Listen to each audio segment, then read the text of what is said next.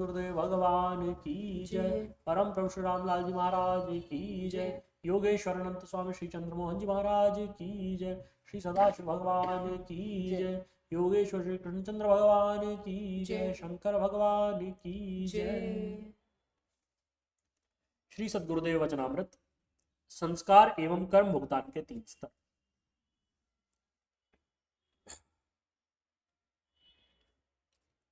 कल हमने मंगावल की कहानी सुनी थी, कैसे प्रभु जी ने उसका क्लिष्ट संस्कार सूक्ष्म में ही काट दिया था। अ, अ, उसके आगे गुरुजी बताते हैं, कुछ कर्मों का भुगतान स्थूल शरीर में तो होता है किंतु थोड़े ही में निमट जाता है। यह उन लोगों का होता है जो ध्यान योग तो करते हैं, साथ साथ सांसारिक कर्मों में भी लगे रहते हैं। इसका एक दृष्टांत देता हूँ। अमृतसर में लालचंद नाम का एक व्यक्ति अखबार बेचने का काम किया करता था। वह प्रभु जी का दीक्षित बच्चा था। प्रभु जी प्रायः अपने बच्चों को आने वाले क्लिष्ट संस्कारों को संकेत कर दिया करते हैं। प्रभु जी ने ध्यान में लालचंद से कहा कि अमुक व्यक्ति तुमसे 600 रुपए ले लेगा और तुम्हें मारेगा किंतु रक्षा हो जाएगी। लालचंद के पास 600 रुपए कहाँ थे। वह सोचने लगा, मेरे पास पैसे ही नहीं है तो मुझे कोई मारेगा कैसे। दूसरे दिन शाम को वह रावी रोड पर टहलने गया। उसने वहां सड़क पर पड़े एक पर्स को देखा। उसने उठाया तो देखा उसमें रुपए थे। वह पैसे गिन ही रहा था कि कोई बदमाश छुरा लेकर आ कूदा और कहने लगा, आरामजादे पैसे गिन रहा है। यह कहकर उसने पर्स ले लिया और छुरा घोंपकर उसे मरा समझ करके चला गया। लालचंद दर्द से कराने लगा। उसकी आवाज किसी राहगीर ने सुन ली। वह उसके पास पहुंचा और सब दृश्य देखा। अन्य लोगों की सहायता से बड़ी जल्दी ही लालचंद को अस्पताल ले जाया गया। इस प्रकार उसके प्राणों की रक्षा हुई। लालचंद ने पूर्व जन्म में उसके 600 रुपए देने थे, जिसका भुगतान उसे इस जन्म में कर पड़ा। यह होता है कर्म का कुछ स्थूल में तथा कुछ सूक्ष्म में भुगतान। कुछ कर्म संस्कार ऐसे होते हैं जो विच्छिन्न हो जाते हैं। मलावन जिला एटा में हमारा एक बच्चा जगमोहन था। ध्यान में अच्छी स्थिति थी। वह अपने इष्ट देव में लय हो जाया करता था। लयता होने पर योगी अनुभव करता है, शिवोहम गणपतिरहम, मैं ही शिव हूँ, मैं ही गणपति हूँ। जगमोहन की भी इसी प्रकार की स्थिति हो जाया करती थी। एक दिन ध्यान में प्रभु जी ने बतलाया कि कल दिन में 11 बजे तुम्हें सर्प काटेगा। जगमोहन ने ध्यान ही में उसकी निवृत्ति का उपाय पूछा। प्रभु जी ने उत्तर दिया कि यदि तुम ध्यान में बैठकर अपने इष्ट देव में लय रहोगे तो बच जाओगे। जगमोहन ने अपने भाई को पास बैठाया और अपने बचाव का उपाय करके अपने कमरे में ध्यान में बैठ गया। वह भगवान विष्णु में लय हुआ। ठीक समय पर एक भयंकर काला सर्प कमरे के अंदर किसी कोने के छेद में से निकल आया। आकर के वह सर्प जगमोहन के शरीर पर घूमने लगा, किंतु जगमोहन को इसका कुछ ज्ञान भी नहीं हुआ। वह अपने इष्ट देव में लय था। 5 मिनट तक सर्प उसी शरीर पर घूमता रहा। उसके बाद फिर उसी बिल में जाकर के चला गया। उसका भाई यह सब देखता रहा। थोड़ी देर बाद जगमोहन अपने ध्यान से उठा। अपने भाई से पूछने लगा कि क्या कोई सर्प आया। तो उसके भाई ने बताया कि एक बड़ा भयंकर काला सर्प आया था, तुम्हारे शरीर पर 5 मिनट तक चक्कर लगा करके वापस चला गया।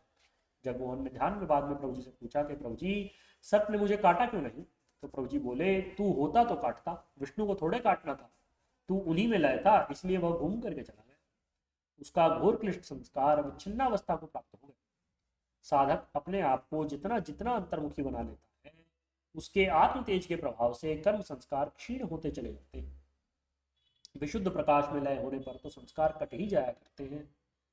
ते प्रति प्रसव हेया सूक्ष्म।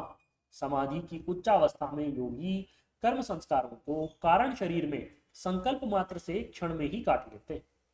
मैंने तुम्हें बतलाया था कि अविद्या ही सब दुखों का कारण है। इसी से सब कर्म और संस्कार बनते हैं।